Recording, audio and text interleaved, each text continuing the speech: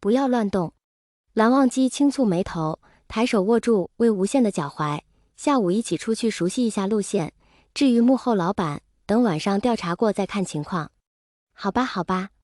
魏无羡调皮地动动脚踝，两人稍作休息，便准备出门探路。魏无羡不知从哪找了一把太阳伞，有模有样地撑在一旁，十足的贵小姐气派。蓝忘机面色冷淡，十分自然地抬起手臂，魏无羡福至心灵一把挽住。两人就像普通腻腻歪歪的情侣一样，在小镇上逛了起来。只是魏无羡还穿不惯女士鞋，走两步就崴一下。小镇面积不大，街道分布也很简单，街上商店不多，酒吧倒不少。镇上也不乏有其他亚洲面孔，看起来像是观光客。熟悉周边情况后，蓝忘机便带着魏无羡朝那栋民居走去。下午正是生产药品的时候，对方必定戒备十足，两人不敢贸然靠近，就在旁边公园找了一张长椅，假装休息，实则远远观察那栋民居。门厅值守的两个男人现在站在门前，一直在闲聊抽烟，但不时往四周张望，一步也没有离开。如果晚上要过来调查，最大的障碍必定是这两个人。魏无羡虽然有点防身技能，但要让他和蓝忘机和那两人打一架，正面刚估计能赢，但招来其他人就不好了。那两人确实是个问题。蓝忘机低声说。是啊。魏无羡挠挠下巴，望着街道尽头酒吧的招牌，忽然心生一计，哎，蓝湛，你德语好，不如帮那两个好兄弟订些酒啊。蓝忘机明白魏无羡的意思，两人在街道另一边找到公共电话亭，以转账付款的方式让酒吧晚上给那栋民居送酒。为了让好兄弟喝得尽兴，蓝忘机把威士忌、白兰地、朗姆酒和啤酒都点了个遍。回到旅馆，为了避免魏无羡身份露馅，蓝忘机让旅馆把晚餐送到房间。旅馆老板以为小情侣在玩情趣，还贴心点上蜡烛，开了香槟，并附赠一束玫瑰。本来晚上要去做正事的，这突然的烛光晚餐让两人都有些不知所措。跟着蓝副总这么久，都没见他跟女孩子约烛光晚餐，反倒是我抢了先，真是罪过呀。魏无羡喃喃自语。你说什么？蓝忘机放下刀叉，越过烛光看着美丽的魏小姐。我说蓝副总都没这样约过女孩子。魏无羡抿嘴笑，想调笑蓝忘机一番。约你也一样。蓝忘机立即回答。不要突然说这种肉麻的话。魏无羡有些吃瘪，小心我告诉蓝总你调戏下属。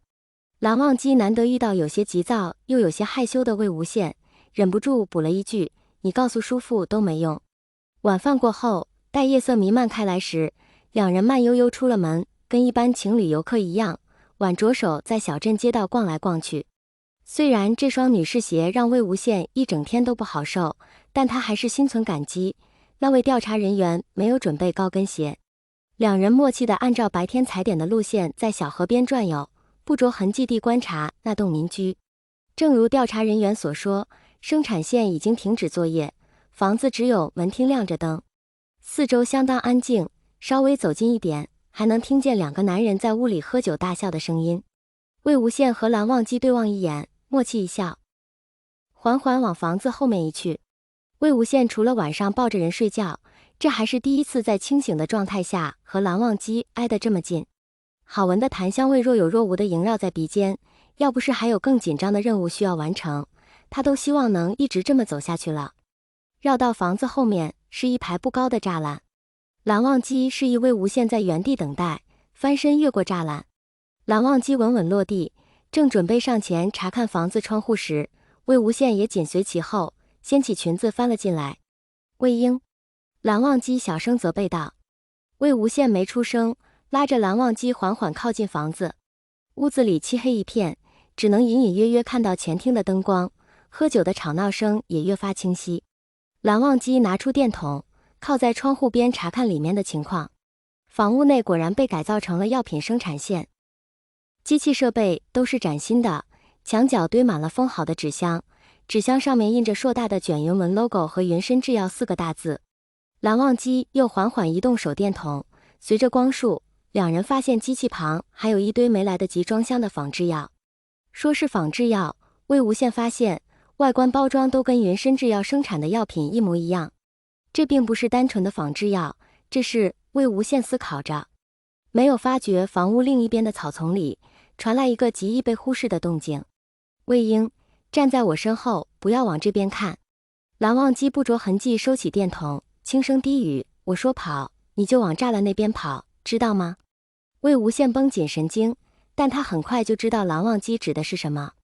不远处的草丛中传来兽类低低的呜咽声，威胁性十足。是狗。待魏无羡反应过来时，双腿已经开始发软，他用尽了浑身的力气才忍住没有发出尖叫。